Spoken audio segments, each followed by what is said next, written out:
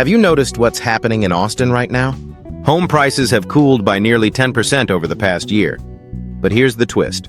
Some of the sharpest real estate minds I know are calling it the biggest buy low opportunity in the U.S. housing market this decade. Now, ask yourself this. Would you rather pay $630,000 for a property in Miami, where growth is slowing, or $445,000 in Austin, where tech-driven job growth and population booms are setting the stage for a serious rebound? Take a look at this chart showing Austin's median home prices versus Miami over the last 12 months. Hi, I'm James from EstateScope. I've spent over a decade analyzing U.S. real estate markets, and today I'll break down exactly why high-net-worth investors from London, Sydney, Toronto, and New York are shifting their focus to Austin, and how you can position yourself before the next price surge. If you're serious about long-term capital growth, this is one video you can't afford to miss. Section 1. Austin's Market Cooling. A hidden opportunity few are talking about now. Let's unpack what's really happening in Austin's housing market right now. You've probably seen the headlines, prices dropping, inventory rising. Some people are worried. But as a seasoned investor, that's usually the moment I start paying closer attention.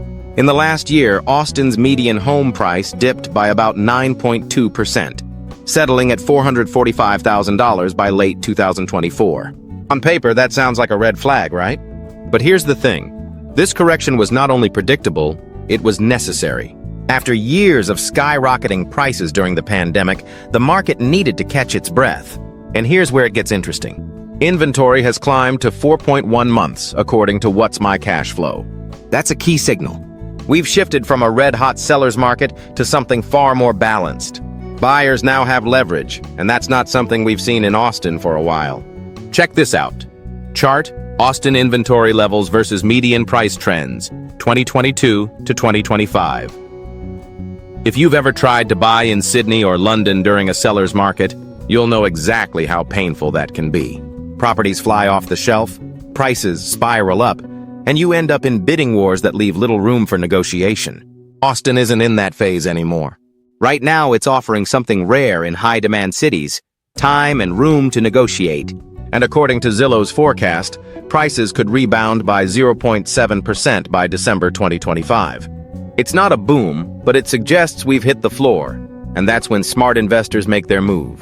As Mark Ellis, a real estate strategist based in New York, told me last month, most people wait until the headlines scream recovery. The pros buy when things are quiet and everyone's nervous. Section 2. Economic Fundamentals. Why Austin isn't just a real estate play, it's a growth story. Let's zoom out for a second. Property values don't move in isolation, they follow economic fundamentals. And Austin's economic fundamentals are, frankly, some of the strongest I've seen in North America right now. The tech sector is the heartbeat of this city. Tesla's Gigafactory? It's already one of the largest employers in the area. Oracle relocated its headquarters here. And Apple's $1 billion campus in North Austin? That's bringing in thousands of high-paying jobs. Austin's unemployment rate is sitting at a low 3.5%. And population growth since 2010 has hit an impressive 34%. If you've ever invested in places like San Francisco during its tech boom, you'll recognize this pattern. Take a look at this. Chart population growth, Austin versus U.S. national average, 2010 to 2025. But Austin isn't just a tech hub, it's diversified. Healthcare, education, and green energy are also on the rise here. Plus, there's no state income tax in Texas, making rental income far more attractive for investors from the UK or Canada, where tax burdens on foreign property income can be a real headache. I was chatting with Lisa Tran, a property consultant who works with high-net-worth clients in Sydney. She summed it up like this. Austin offers what Sydney used to: affordable entry points, strong job growth, and an influx of professionals who need quality housing. Section 3. The $500,000 question. What can you really get in Austin? Let's talk numbers because that's what we're here for. With $500,000 in Austin, you can buy a modern 3-bedroom home in East Austin. That's minutes from the tech corridors and downtown. We're talking rents of $20,500 to $3,000 a month, against a mortgage payment of roughly $2,400 if you're financing at 6% interest. Now compare that to Miami. There, $500,000 might get you a one-bedroom condo in Midtown or an aging duplex further from the action. And let's not forget, Miami's insurance costs have spiked by 42% since 2023 due to climate risks. In Austin, insurance rates are much lower because, frankly, you're not staring down hurricane season every year. And check this out. Chart insurance premium increases, Miami versus Austin, 2020 to 2025. Another bonus? Austin's property taxes hover around 1.8 to 2%. Miami's can climb as high as 2.5%, depending on the property. Over time, that difference adds up. But beyond the numbers, it's about flexibility. Austin offers a variety of property types and neighborhoods that are still affordable, from East Austin's single-family homes to South Lamar's condos. You've got options. One client of mine, a London-based investor, picked up 2 townhomes in East Austin last year. He's already seeing steady rental income and is planning to refinance to pull equity for a third. You just can't get this kind of leverage in London without exposing yourself to massive risk, he told me. Section 4. The risks. What you should watch out for. Now let's be clear. No market is perfect, and Austin has its risks. Overbuilding is a real concern. More than 32,000 multifamily units are currently under construction. That could put downward pressure on rental rates in some areas, particularly in Class A apartments. And while Austin's market is stabilizing, some reports predict a potential 2.7% price dip by mid-2025 in select neighborhoods. Take a look at this. Chart projected price dips by Austin neighborhood, Q2 2025. If you're looking to flip properties in the next 12 months, you'll need to be strategic. Focus on areas with constrained supply or unique appeal. Think Hyde Park or Travis Heights, where demand remains strong despite market shifts. As David Kim, a real estate advisor from Toronto, mentioned on a recent call, the risk in Austin isn't demand, it's saturation in certain segments. You need to know which neighborhoods are buffered by strong owner-occupier demand. Section 5. Why Austin beats Miami in 2025. A side-by-side breakdown. So why Austin over Miami? Let's lay it out. Affordability. Austin's median home price is roughly $185,000 less than Miami's. That gives you greater purchasing power and a better shot at cash flow from day one. Job growth. Austin's tech-driven economy offers a more diversified and sustainable demand base. Miami's growth relies heavily on wealth migration and cash buyers, which can dry up if economic conditions shift. Climate resilience. Austin isn't immune to natural disasters, but it's far less exposed than Miami. Rising insurance premiums and climate risk in South Florida make long-term holding costs higher than many investors expect.